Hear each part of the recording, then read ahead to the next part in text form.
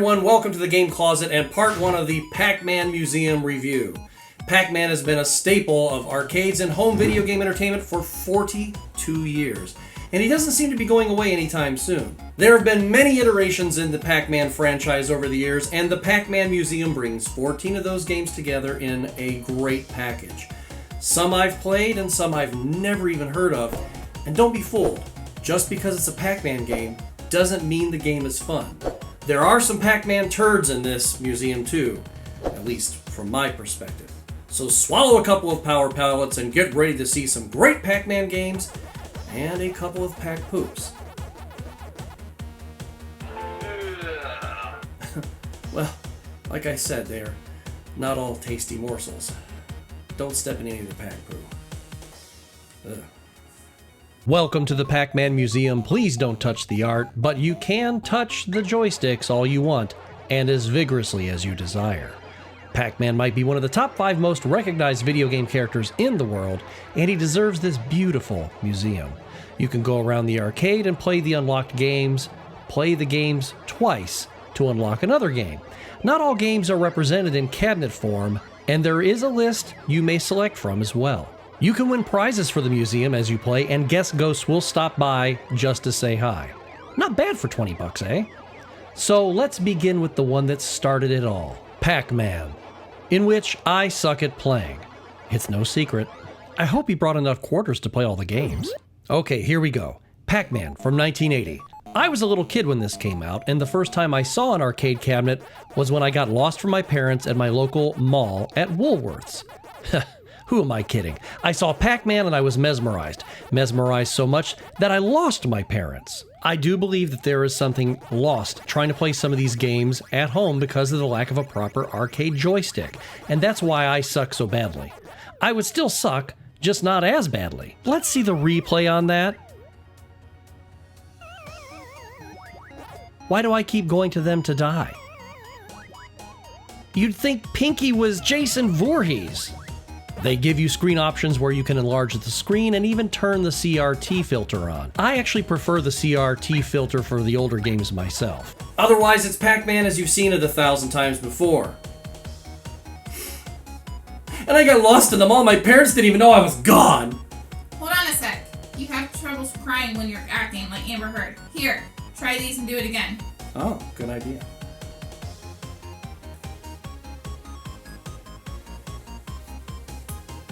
Action. Otherwise, it's Pac-Man as you've seen it 1,000 times before. I got lost in the mall! My parents didn't even know I was gone! Good? Let's get back to the arcade and play Super Pac-Man. This game cabinet is somewhat a rarity. Mark from Classic Game Room had one on the Intergalactic Space Arcade, and that's all the way in space. Now we know why Elon Musk and Jeff Bezos keep going into space. To play Super Pac-Man. Huh, the rich get to have all the fun. Super Pac-Man is very different from Pac-Man. You have keys and locks and you open doors so you can get to the items you need to clear the level. Plus, the super pellets are there to make you huge and impervious to the ghosts.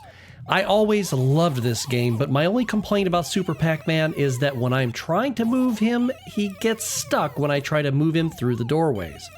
Once again, a joystick would be a great help. And here is Pac-Man Land. Admittedly, I suck at Pac-Man, and I may be in the minority here, but I think this game is crap on a cracker. Either that, or it just didn't age well. I played this years ago, and I didn't think it was good then, so it's not the game's age that makes it bad. The concept is sound. Put Pac-Man into a side-scrolling game in his world. But the execution is horrible. The animation is the worst. A third grader could have done a better job, plus it's slower than 2 turtles doing the mattress mambo. A child ghost just killed me in a kiddie car. Pinky acting like Jason Voorhees again. So we have these floating ghosts on UFOs or something because ghosts can't fly on their own. Then I get stuck on a tree stump that I can just barely see. So I jump and this arrow tells me to keep going right like I'm Forrest Gump and I can't figure that out. Oh, look at that. I hit a ghost on a pogo stick, and I can't avoid him while being chased by another ghost. So I'm out of the woods, and I'm heading into the Rocky Mountains or the Poconos Mountains, I don't know. Mind you, his jumping ability sucks, and he's slow as hell. Doing okay. I jump on the second set of logs, and then suicide by leg cramp.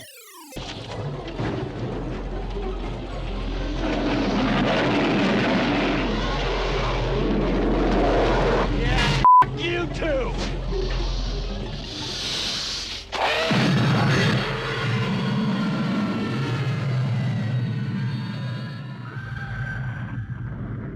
Well, they all can't be great like Pac-Mania.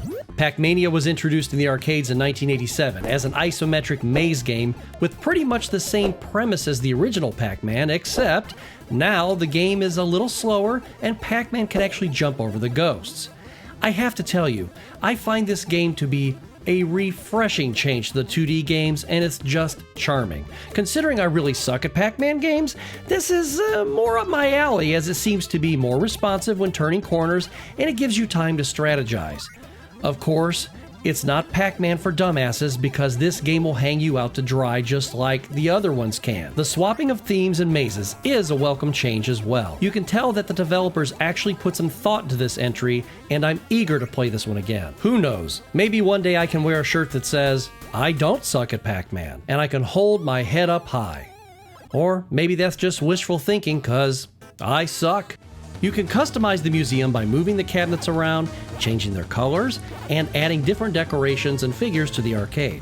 Also, you can earn cool new wallpaper, like the Atari Pac-Man wallpaper, emphasizing why that game is good enough for wallpaper, but not to play here in the Pac-Man Museum. Thank you, God. It looks great as a wallpaper, though. I just don't want to play it.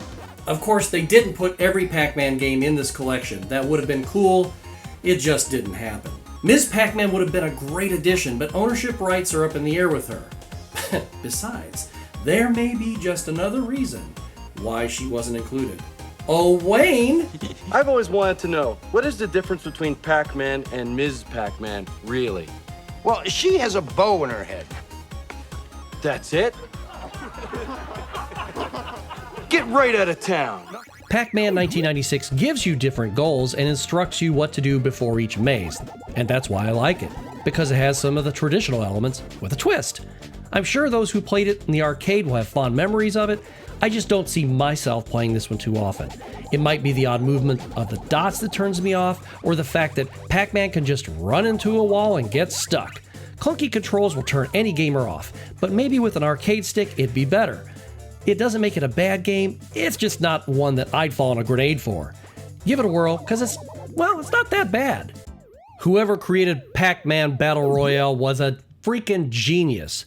They took an existing franchise and exalted it to a level where the gods play video games.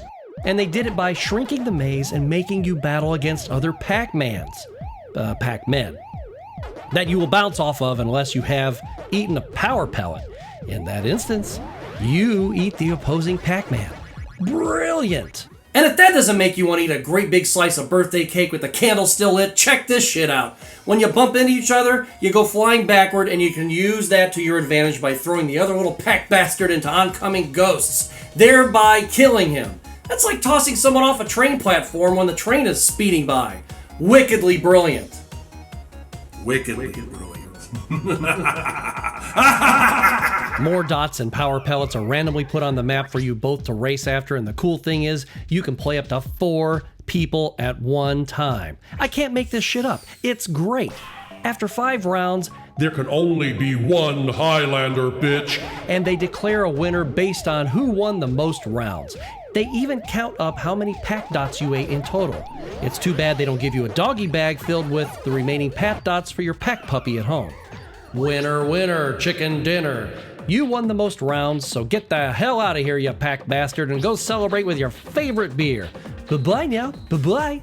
Bye-bye now. Bye-bye. See you soon. I will make Pac and Pal quick and easy. I don't care for it because it feels like a cheap ripoff of Super Pac-Man with a similar style. With one exception, you have a green kid assistant, Mill, who shepherds things back to the middle for you. The music is cutesy and annoying like it's for a baby's room, and I just don't care for it personally. Some may like this game because it's an obvious 1983 ripoff of the 1982 Super Pac-Man with a few improvements. Like it or don't, it's in the museum. Run, run, run as fast as you can. You can't catch me, I'm the running Pac-Man. Get ready for some endless running. It's Pac-Man 256, based on the original game's level 256 glitch. I remember first seeing this game on iOS on an iPhone, and I thought, holy crap, that looks so cool. Generally speaking, I just don't play games on my phone. It's rare, so if you see me doing it, take a picture and mark it on the calendar. Honestly, I prefer playing Pac-Man 256 with a joystick as opposed to a touchscreen. I have more control and my big-ass fingers don't get in the way of what I'm trying to see. I love the style of the slightly three-dimensional characters. Get as many points as possible without dying, and that's the catch. You only get one life in this highly addictive, fun palace. We'll see you back here in part 2 for more Pac-alicious fun. If you liked what you saw, subscribe to the channel for more video games, snide commentary, and laughter. Do me a solid and hit that like button too. YouTube will show this video to more people the more likes we get, and Game Closet will become bigger than Mr. Beast. Yeah, right. If laughter is the best medicine, then Dr. Scott has your prescription right here. See you soon.